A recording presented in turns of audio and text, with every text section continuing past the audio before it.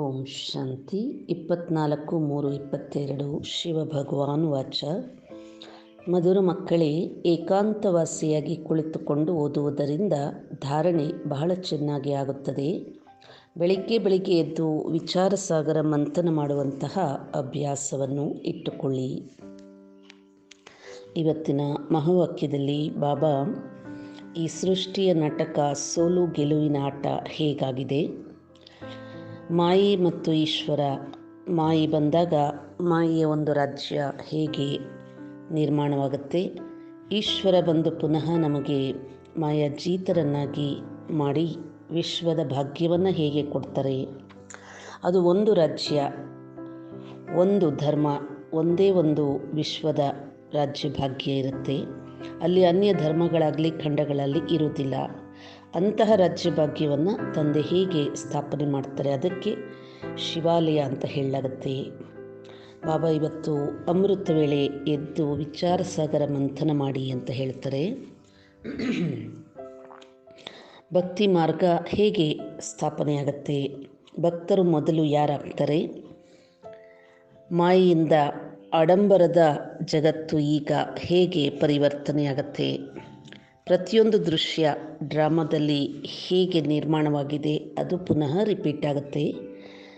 ನಿರಹಂಕಾರಿಗಳಾದಾಗ ಉತ್ತಮ ಪದವಿಯನ್ನು ಹೇಗೆ ಪಡ್ಕೋಬೋದು, ಇದರಲ್ಲಿ ಮುಖ್ಯವಾಗಿ ಬಾಬಾ ಹೇಳುತ್ತಾರೆ, ಈ ವಿದ್ಯೆಯಲ್ಲಿ ಶ್ರಮಪಟ್ಟು ಓದುವಂತಹ ಪುರುಷಾರ್ಥ ಇರಬೇಕು.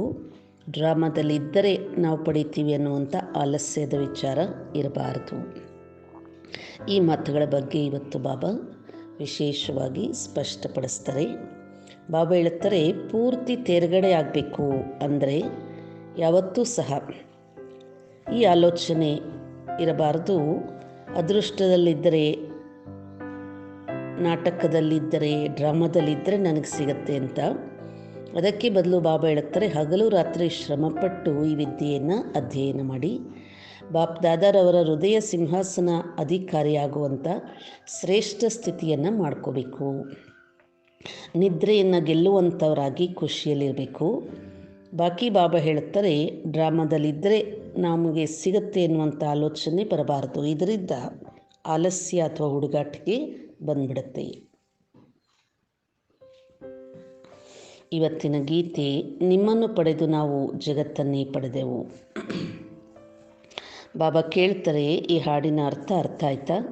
ಬೇಹದ್ದಿನ ತಂದೆಯಿಂದ ಬೇಹದ್ದಿನ ವಿಶ್ವದ ಆಸ್ತಿ ಸಿಗುತ್ತೆ.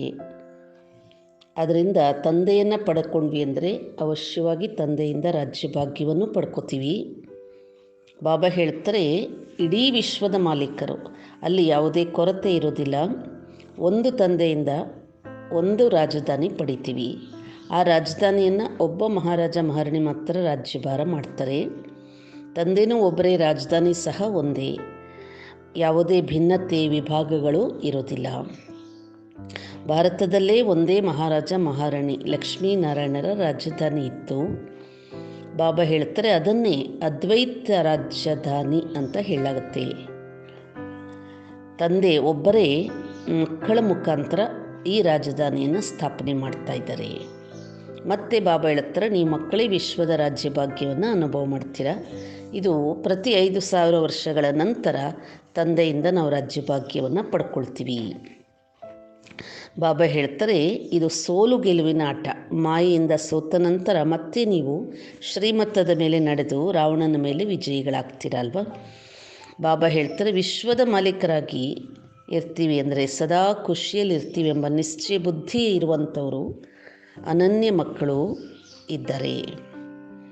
ಬಾಬಾ ಹೇಳ್ತಾರೆ, ಈ ಸಮಯದಲ್ಲಿ ಕ್ರಿಶ್ಚಿಯನ್ ಧರ್ಮದವರು ಎಷ್ಟೇ ಶಕ್ತಿಶಾಲಿಯಾಗಿದ್ರೂ ವಿಶ್ವದ ಮಾಲೀಕರಾಗಲಿಕ್ಕೆ ಸಾಧ್ಯ ಇಲ್ಲ. ಈಗ ಆ ರಾಜ್ಯನೂ ಛಿದ್ರ ಆಗಿಬಿಟ್ಟಿದೆ ಅಲ್ವಾ. ಅದರಿಂದ ಮೊಟ್ಟ ಮೊದಲು ಇಡೀ ವಿಶ್ವದಲ್ಲಿ ಭಾರತ ಒಂದೇ ಅಧಿಕಾರದಲ್ಲಿತ್ತು. ದೇವಿ ದೇವತಾ ಧರ್ಮ ಬಿಟ್ಟರೆ ಬೇರೆ ಯಾವ ಧರ್ಮನೂ ಇರಲಿಲ್ಲ. ಇಂತಹ ವಿಶ್ವದ ಮಾಲೀಕರನ್ನಾಗಿ ವಿಶ್ವ ರಚಯಿತ ಮಾತ್ರ ಮಾಡಲಿಕ್ಕೆ ಸಾಧ್ಯ. ತಂದೆ ಈ ಎಲ್ಲ ವಿಚಾರಗಳನ್ನು ತಿಳಿಸ್ತಾ ಇದ್ದಾರೆ. ಬಾಬಾ ಹೇಳ್ತಾರೆ, ಅಗತ್ಯವಾಗಿ ವಿಶ್ವದ ಮಾಲೀಕರಾಗಿದ್ದರು ಭಾರತವಾಸಿಗಳು. ವಿಶ್ವದ ರಚಯಿತನಿಂದ ಈ ಆಸ್ತಿ ಸಿಕ್ಕಿತ್ತು. ಆಮೇಲೆ ರಾಜ್ಯವನ್ನು ಕಳ್ಕೊಂಡಾಗ ದುಃಖಿಗಳಾದಾಗ ಪುನಃ ತಂದೆಯನ್ನು ನೆನಪು ಮಾಡ್ತಾರೆ. ಭಕ್ತಿ ಮಾರ್ಗನೂ ಸಹ ತಂದೆಯನ್ನು ನೆನಪು ಮಾಡುವಂಥ ಮಾರ್ಗನೇ. ಅನೇಕ ಪ್ರಕಾರದಲ್ಲಿ ಅಂದರೆ ಭಕ್ತಿ, ದಾನ, ಪುಣ್ಯ, ಜಪ, ಇದೆಲ್ಲ ಮಾಡ್ತಿರ್ತಾರೆ. ಬಾಬಾ ಹೇಳ್ತಾರೆ, ಈ ವಿದ್ಯೆಯಿಂದ ನಮಗೆ ಸಿಗುವಂಥ ರಾಜ್ಯ ಭಾಗ್ಯದ ಪ್ರಾಪ್ತಿ ಸಮಾಪ್ತಿ ಆದಮೇಲೆ ನಂತರ ದೇವಾತ್ಮರೇ ಭಕ್ತರು ಆಗ್ತಾರಲ್ವ. ಬಾಬಾ ಹೇಳ್ತಾರೆ, ಭಾರತವಾಸಿಗಳು ಮಾತ್ರ ವಿಶ್ವದ ಮಾಲೀಕರಾಗ್ತಾರೆ. ಈಗಂತೂ ನೋಡಿ, ಪ್ರಜೆಗಳ ಮೇಲೆ ಪ್ರಜೆಗಳ ರಾಜ್ಯ ಅಲ್ವ. ಬಾಬಾ ಹೇಳ್ತಾರೆ, ಈ ಪತಿತ ಪ್ರಪಂಚದಿಂದ ಬಿಡುಗಡೆ ಆಗಲಿಕ್ಕೆ ಅಂಬಿಗನನ್ನು ನೆನಪು ಮಾಡ್ತಾ ಬರ್ತಾರೆ. ತಂದೆ ಬಂದು ಶಿವಾಲಯವನ್ನು ಸ್ಥಾಪನೆ ಮಾಡ್ತಾರೆ. ಒಂದು ನಿರಾಕಾರ ಶಿವಾಲಯ ನಿರ್ವಾಣಧಾಮ, ಮತ್ತೊಂದು ಶಿವತಂದೆಯಿಂದ ಸ್ಥಾಪನೆ ಮಾಡಿಸಲ್ಪಡುವಂಥ ರಾಜಧಾನಿ, ಅದನ್ನು ಶಿವಾಲಯವಂತ ಕರೀತಾರೆ. ಆಗ ಇಡೀ ಸೃಷ್ಟಿಯೇ ಶಿವಾಲಯ ಆಗಿಬಿಡುತ್ತೆ. ಈ ರೀತಿ ಸಾಕಾರ ಶಿವಾಲಯ ಸತ್ಯಯುಗ ಆಗಿದೆ, ನಿರಾಕಾರ ಶಿವಾಲಯ ನಿರ್ವಾಣಧಾಮ. ಬಾಬಾ ಹೇಳ್ತಾರೆ, ಹೇಗೆ ಕಾಲೇಜ್ ಮಕ್ಕಳು ಮುಂಜಾನೆ ಎದ್ದು ಎಚ್ಚರವಾಗಿ ಅಧ್ಯಯನ ಮಾಡ್ತಾರಲ್ವ, ಏಕೆಂದರೆ ಆತ್ಮ ರಾತ್ರಿಯೆಲ್ಲ ವಿಶ್ರಾಂತಿ ಪಡೆದು ಮುಂಜಾನೆ ಸಮಯದಲ್ಲಿ ಪ್ರಶಾಂತವಾಗಿರುತ್ತೆ. ಏಕಾಂತದಲ್ಲಿ ಕುಳಿತು ಅಧ್ಯಯನ ಮಾಡೋದ್ರಿಂದ ಉತ್ತಮವಾದ ಧಾರಣೆಯಾಗುತ್ತಲ್ವ. ಅದೇ ರೀತಿ ಬಾಬಾ ಹೇಳ್ತಾರೆ, ನೀವು ಮಕ್ಕಳು ಸಹ ಅಮೃತ ವೇಳೆ ಹೇಳುವಂಥ ಆಸಕ್ತಿ ಇಟ್ಕೊಳ್ಳಿ. ಕೆಲವರು ನೌಕರಿ ಆದಿ ಮಾಡಲಿಕ್ಕೆ ಹೋಗಬೇಕು ಅಂದರೆ ಅಂಥ ಮಕ್ಕಳು ಮುಂಜಾನೆ ಹೋಗಬೇಕು.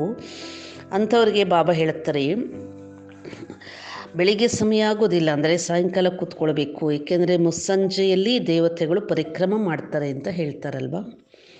ವಿಕ್ಟೋರಿಯಾ ರಾಣಿಯ ಮಂತ್ರಿ ರಾತ್ರಿಯ ವೇಳೆ ಬೀದಿ ದೀಪದ ಕೆಳಗೆ ಕುಳಿತು ಓದ್ತಿದ್ರಂತೆ, ಏಕೆಂದರೆ ಅವನು ಬಹಳ ಬಡವಾಗಿದ್ದ. ನಂತರ ಓದಿ ನೋಡಿ ಮಂತ್ರಿಯಾಗ್ಬಿಟ್ಟ. ಈ ರೀತಿ ವಿದ್ಯೆಯ ಮೇಲೇ ಎಲ್ಲ ಆಧಾರವಾಗಿದೆ ಅಲ್ವ. ಬಾಬಾ ಹೇಳ್ತಾರೆ, ನಿಮಗಾದರೂ ಓದಿಸುವನು ಸ್ವಯಂ ಪರಂಪಿತ ಪರಮಾತ್ಮ ಆಗಿದ್ದಾರೆ. ಆದ್ದರಿಂದ ಇಲ್ಲಿ ಜ್ಞಾನಸಾಗರ ನಿರಾಕಾರ ಶಿವತಂದೆನೇ ಓದಿಸ್ತಾ ಇದ್ದಾರಲ್ವ. ಅವರೇ ಈ ಸೃಷ್ಟಿಯ ಎಲ್ಲ ರಹಸ್ಯವನ್ನು ತಿಳಿಸ್ತಾ ಇದ್ದಾರೆ.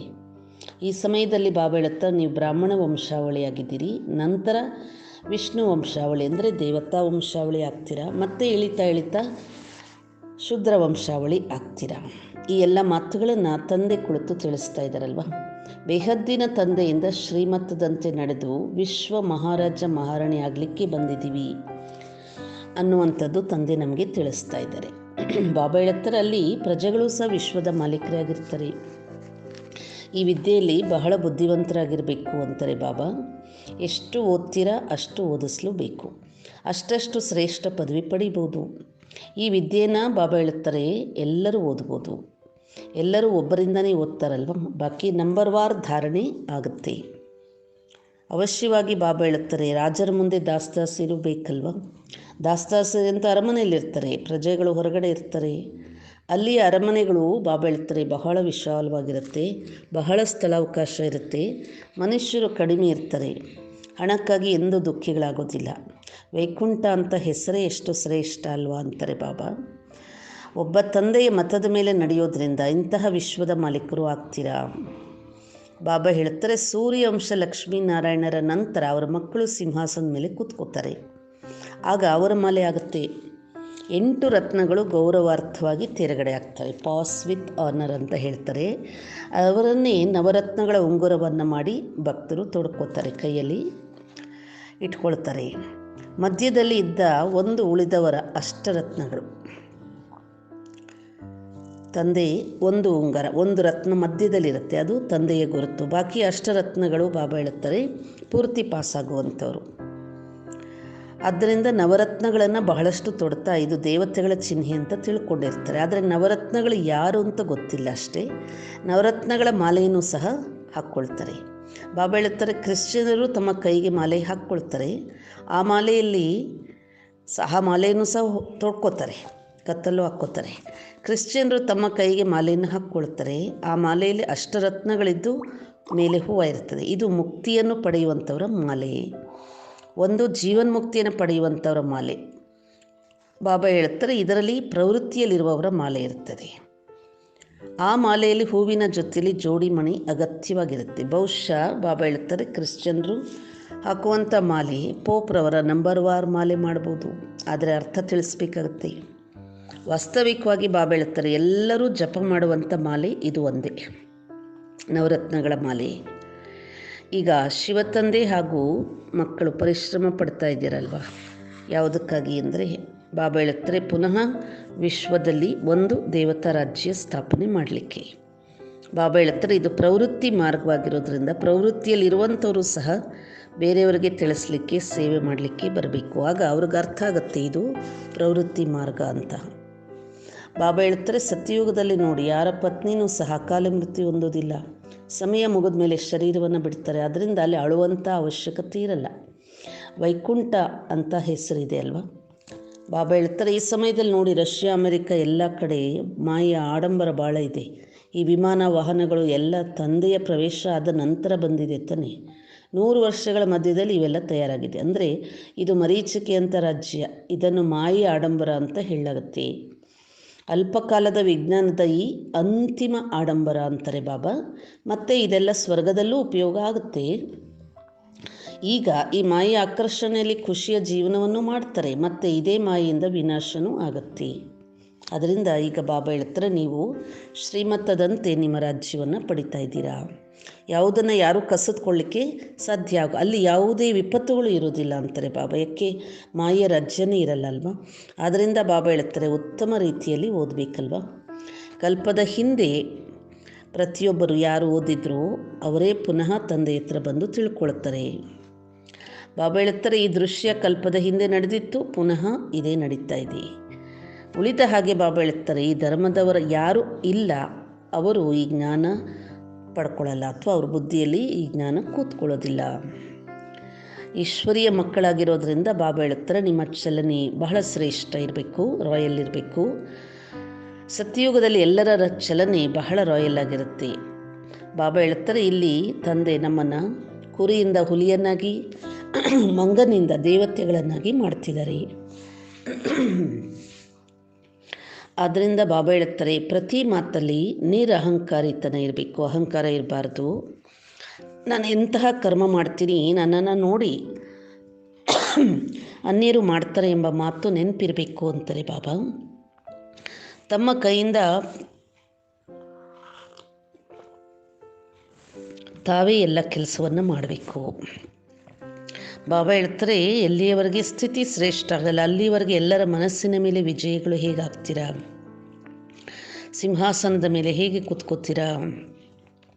ಬಾಬಾ ಹೇಳ್ತಾರೆ ಇಲ್ಲಿ ಯಾರ ಬಳಿ ಬಹಳ ಹಣ ಇರುತ್ತೆ, ಸುಂದರವಾದ ಅರಮನೆ ಮಾಡ್ತಾರೆ, ಬಡವರು ಗುಡಿಸಲನ್ನು ಮಾತ್ರ ಮಾಡ್ಕೋತಾರೆ. ಆ ಕಾರಣ ಶ್ರದ್ಧೆಯಿಂದ ಓದಿ ಸಂಪೂರ್ಣ ತೇರ್ಗಡೆ ಹೊಂದಿದ್ರೆ ಈಗಲೂ ನಿಮಗೆ ಶ್ರೇಷ್ಠ ಪದವಿ ಸಿಗುತ್ತೆ ಅಂತಾರೆ ಬಾಬಾ. ಬಾಕಿ ಡ್ರಾಮಾದಲ್ಲಿದ್ದರೆ ಅದೃಷ್ಟದಲ್ಲಿದ್ದರೆ ಆಗುತ್ತೆ ಅಂತ ತಿಳ್ಕೊಬಾರ್ದು. ಈ ಆಲೋಚನೆಯಿಂದ ಈ ಪರೀಕ್ಷೆಯಲ್ಲಿ ತೇರ್ಗಡೆ ಆಗಲಿಕ್ಕೆ ಸಾಧ್ಯ ಇಲ್ಲ. ಬಾಬಾ ಹೇಳ್ತಾರೆ ನಿಮ್ಮ ಅದೃಷ್ಟವನ್ನು ವೃದ್ಧಿ ಮಾಡ್ಕೊಳ್ಳಿ.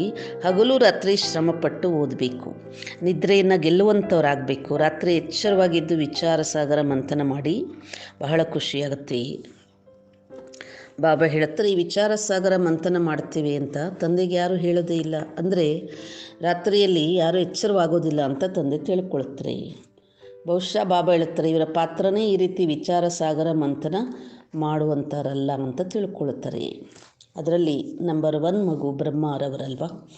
ತಂದೆ ತಮ್ಮ ಅನುಭವವನ್ನು ತಿಳಿಸ್ತಾರೆ. ಎಚ್ಚರವಾಗಿ ತಂದೆ ನೆನಪಲ್ಲಿ ಕೂತ್ಕೊಂಡಾಗ ಈ ರೀತಿಯಾಗಿ ಆಲೋಚನೆ ಮಾಡಬೇಕು. ಸೃಷ್ಟಿ ಚಕ್ರ ಹೇಗೆ ತಿರುಗುತ್ತೆ, ಸರ್ವಶ್ರೇಷ್ಠ ತಂದೆ ಆಗಿದ್ದು ನಂತರ ಬ್ರಹ್ಮ ವಿಷ್ಣು ಶಂಕರರು ಸೂಕ್ಷ್ಮ ವತನವಾಸಿ, ಆಮೇಲೆ ಬ್ರಹ್ಮ ವಿಷ್ಣು ಏನಾಗ್ತಾರೆ. ಈ ರೀತಿ ಬಾಬಾ ಹೇಳುತ್ತಾರೆ ನೀವು ಮನಸ್ಸಲ್ಲಿ ವಿಚಾರ ಸಾಗರ ಮಂಥನ ಮಾಡುವ ಅಭ್ಯಾಸ ಮಾಡಬೇಕು. ಒಳ್ಳೆಯದು. ಮಧುರಾತಿ ಮಧುರ ಅಗಲಿ ಹೋಗಿ ಮರಳಿ ಸಿಕ್ಕಿರುವ ಮಕ್ಕಳ ಪ್ರತಿ ಮಾತ್ಪಿತಾ ಬಾಪ್ತಾದರವರ ನೆನಪು ಪ್ರೀತಿ ಹಾಗೂ ಸುಪ್ರಭಾತ. ಆತ್ಮೀಯ ಮಕ್ಕಳಿಗೆ ಆತ್ಮೀಯ ತಂದೆ ನಮಸ್ತೆ, ಆತ್ಮೀಯ ತಂದೆಗೆ ಆತ್ಮೀಯ ಮಕ್ಕಳ ನಮಸ್ತೆ. ವರದಾನ ತ್ರಿಕಾಲದರ್ಶಿ ಸ್ಥಿತಿಯ ಮೂಲಕ ಗೊಂದಲದ ಪರಿಸ್ಥಿತಿಗಳನ್ನು ಮೋಜಿನಲ್ಲಿ ಪರಿವರ್ತಿಸುವ ಕರ್ಮಯೋಗಿ ಭವ. ಯಾವ ಮಕ್ಕಳು ತ್ರಿಕಾಲದರ್ಶಿಯಾಗಿದ್ದಾರೋ ಅವರೆಂದಿಗೂ ಯಾವುದೇ ಮಾತಿನಲ್ಲಿ ಗೊಂದಲವಾಗಲಿಕ್ಕೆ ಸಾಧ್ಯ ಇಲ್ಲ. ಯಾಕೆಂದರೆ ಅವರ ಮುಂದೆ 3 ಕಾಲಗಳ ಸ್ಪಷ್ಟವಾಗಿರುತ್ತೆ. 3 ಕಾಲ ಅಂದರೆ ಪಾಸ್ಟ್, ಪ್ರೆಸೆಂಟ್, ಫ್ಯೂಚರ್. ಯಾವಾಗ ಗುರಿ ಸ್ಪಷ್ಟ ಇದೆ ಅದರಿಂದ ಯಾರೂ ಗೊಂದಲವಾಗೋದಿಲ್ಲ. ತ್ರಿಕಾಲದರ್ಶಿ ಆತ್ಮಗಳು ಎಂದಿಗೂ ಯಾವುದೇ ಮಾತಿನಲ್ಲಿ ಮೋಜಿನ ಬಿಟ್ಟರೆ ಮತ್ತು ಯಾವುದೇ ಅನುಭವ ಮಾಡೋದಿಲ್ಲ. ಬಲೆ ಪರಿಸ್ಥಿತಿಗಳು ತಬ್ಬಿಬಾಗುವಂಥದ್ದೇ ಇರಲಿ, ಆದರೂ ಬಾಬಾ ಹೇಳ್ತಾರೆ ಅದನ್ನು ಬ್ರಾಹ್ಮಣ ಆತ್ಮ ಮೋಜಿನಲ್ಲಿ ಬದಲಾಯಿಸಿ ಬಿಡ್ತಾರೆ. ಏಕೆಂದರೆ ಅನೇಕ ಬಾರಿ ಪಾತ್ರ ಅಭಿನಯಿಸಿದರೆ ಈ ಸ್ಮೃತಿ ಕರ್ಮಯೋಗಿಯನ್ನಾಗಿ ಮಾಡಿಬಿಡುತ್ತೆ. ಅವರು ಪ್ರತಿ ಕಾರ್ಯವನ್ನು ಮೋಜಿನಿಂದ ಮಾಡ್ತಾರೆ. ಸ್ಲೋಗನ್: ಸರ್ವರ ಗೌರವವನ್ನು ಪ್ರಾಪ್ತಿ ಮಾಡಿಕೊಳ್ಬೇಕು ಅಂದರೆ ಪ್ರತಿಯೊಬ್ಬರಿಗೂ ಗೌರವವನ್ನು ಕೊಡಿ. ಸರ್ವರಿಂದ ಗೌರವವನ್ನು ಪ್ರಾಪ್ತಿ ಮಾಡಿಕೊಳ್ಬೇಕು ಅಂದರೆ ಪ್ರತಿಯೊಬ್ಬರಿಗೂ ಗೌರವವನ್ನು ಕೊಡಿ. ಈಗ ಕೆಲವು ನಿಮಿಷ ಬಾಬರವರ ಸ್ಮೃತಿಯಲ್ಲಿ ಸ್ಥಿತರಾಗೋಣ.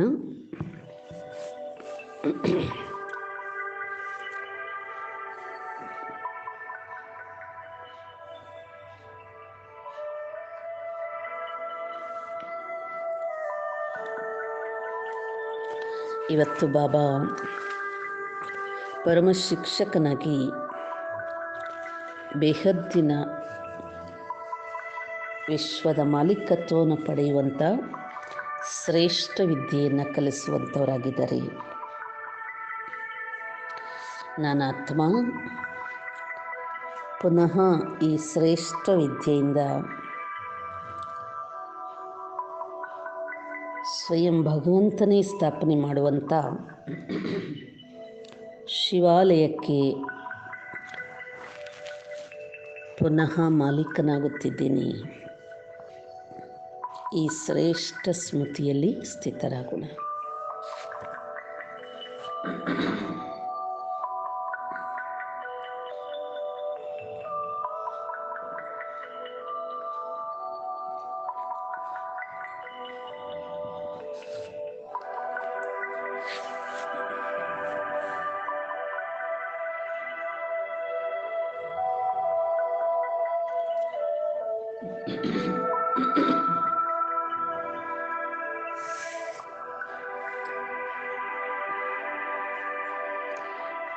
ಪರಮಶ್ರೇಷ್ಠನಾಗಿರುವಂತಹ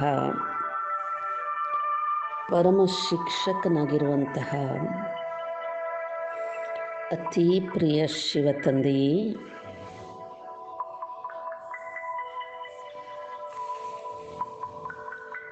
ನೀವು ಸರ್ವಶಕ್ತಿವಂತರೂ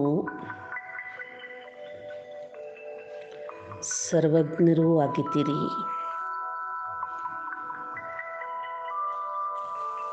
ಪ್ರಿಯ ಬಾಬಾ, ನೀವೇ ಸರ್ವೋಚ್ಚ ವಿದ್ಯೆಯನ್ನು ಕಲಿಸುವಂತಹ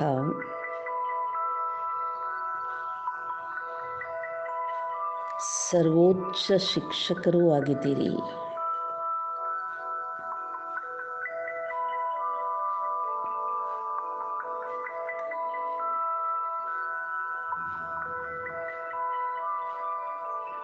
ಜ್ಞಾನ ಸಾಗರರೂ ಆಗಿದ್ದೀರಿ.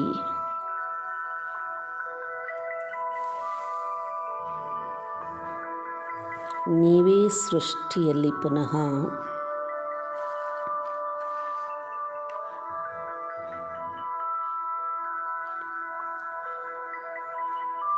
ಸುಖದ ಸಾಮ್ರಾಜ್ಯವನ್ನು ಸ್ಥಾಪನೆ ಮಾಡುತ್ತಿದ್ದೀರಿ.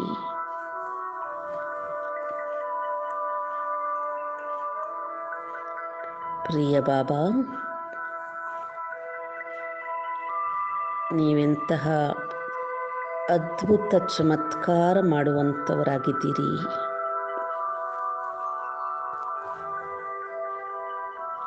ಇಡೀ ಸೃಷ್ಟಿಯನ್ನೇ ಶಿವಾಲಯವನ್ನಾಗಿ ಮಾಡಿಬಿಡುತ್ತೀರಿ.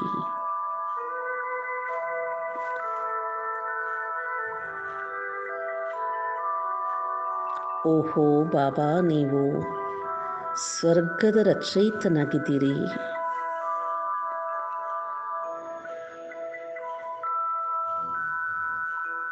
ಅಂತಹ ರಾಜ್ಯ ಭಾಗ್ಯವನ್ನು ಈಗ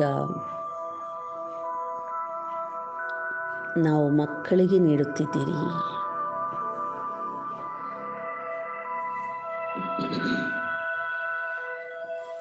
ಪ್ರಿಯ ಬಾಬಾ, ನೀವು ಸತ್ಯ ಸತ್ಯ ಅಂಬಿಗನಾಗಿದ್ದೀರಿ.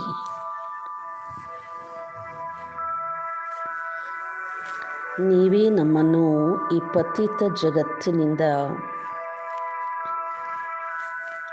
ಪಾರು ಮಾಡಿ ಶಿವಾಲಯಕ್ಕೆ ಕರೆದೊಯ್ಯುವಂಥ ಶ್ರೇಷ್ಠಾತಿ ಶ್ರೇಷ್ಠ ಅಂಬಿಗನಾಗಿದ್ದೀರಿ.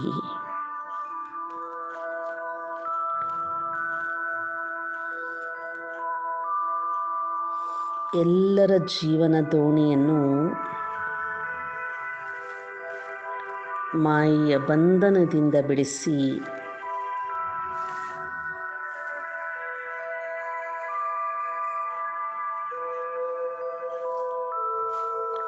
ನೀವೇ ಸ್ಥಾಪನೆ ಮಾಡುವಂತಹ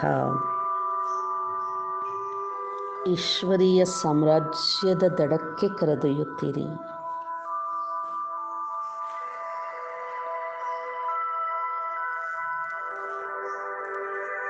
ಪ್ರಿಯ ಬಾಬಾ,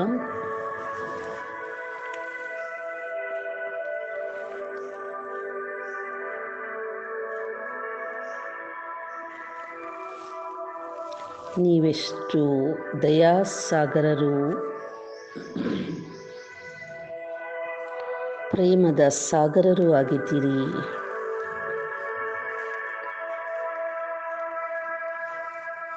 ಕಳೆದುಕೊಂಡಿರುವ ಅದೃಷ್ಟವನ್ನು ಪುನಃ ಎಷ್ಟೊಂದು ಪ್ರೀತಿಯಿಂದ ರೂಪಿಸಿಕೊಡುತ್ತಿದ್ದೀರಿ.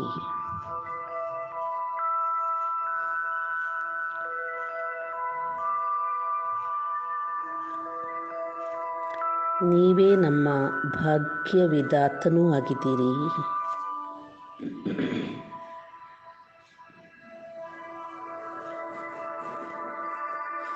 ಪುನಃ ನಮ್ಮನ್ನು ಸಿಂಹಾಸನಾಧೀಶರನ್ನಾಗಿ ಮಾಡುತ್ತಿದ್ದೀರಿ.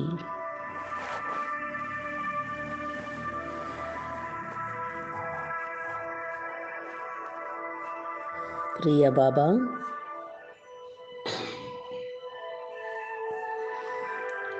ಕಲ್ಪ ಕಲ್ಪವೂ ನಾವು ನಿಮ್ಮಿಂದ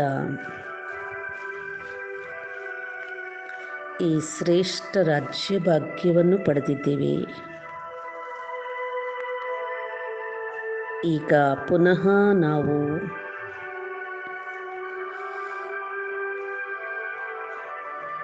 ನಿಮ್ಮಿಂದ ಪಡೆದುಕೊಳ್ಳಲು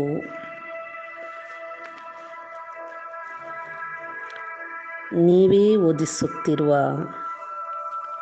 ಈ ಶ್ರೇಷ್ಠ ವಿದ್ಯೆಯನ್ನು ಓದುತ್ತಿದ್ದೇವೆ.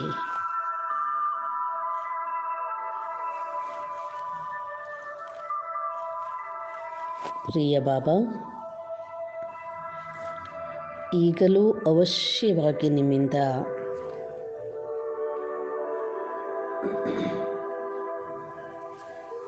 ಅಖಂಡ ಸಾಮ್ರಾಜ್ಯವಾದ ಅಪಾರ ಸುಖದ ಪ್ರಾಪ್ತಿ ಇರುವ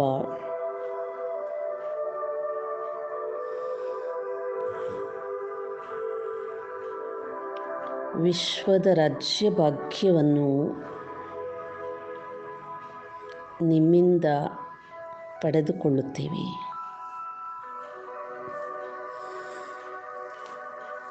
ಪ್ರಿಯ ಬಾಬಾ, ಈ ನಿಶ್ಚಯದಿಂದ ನಾವು ನಿಮ್ಮ ಶ್ರೀಮತದ ಮೇಲೆ ನಡೆಯುತ್ತಾ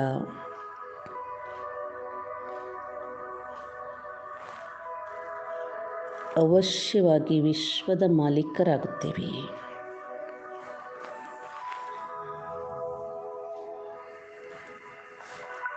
ಮಧುರಾತಿ ಮಧುರ ಶಿವತಂದೆಯೇ,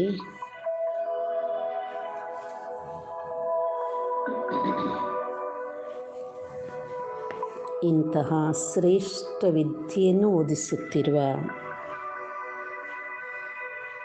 ಪರಮ ಶಿಕ್ಷಕನಾದ ನಿಮಗೆ ಅಪಾರ ಅಪಾರ ಧನ್ಯವಾದಗಳು. ಪ್ರಿಯ ಬಾಬಾ,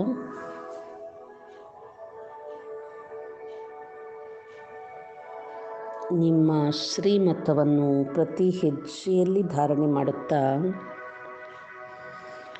ಅವಶ್ಯವಾಗಿ ನಾವು ಮಾಯಾಜೀತರಾಗುತ್ತೇವೆ.